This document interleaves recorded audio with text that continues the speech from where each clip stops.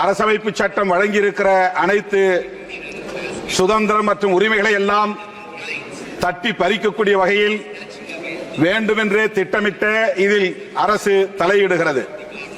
வக்ஃப் board நீண்ட நெடுங்காலமாக தனித்து இயங்கி வருவதை நாம் அறிவோம். ஒவ்வொரு மதத்திற்கும் அந்த சுதந்திரம் இருக்கிறது. இந்திய அரசமைப்பு சட்டம் மதச்சார்பின்மையை உயர்த்தி பிடிக்கிற நிலையில் அரசு மதம் சார்ந்த நிலைப்பாட்டை எடுப்பது, மதங்களின் சுதந்திரத்தில் தலையிடுவது மிகுந்த ஆபத்தானது, மக்களின் ஒற்றுமையை சீர்குலைக்கக்கூடியது.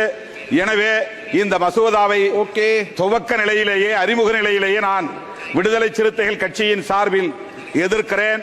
இதனை திரும்ப பெற வேண்டும் என்று வலியுறுத்துகிறேன்.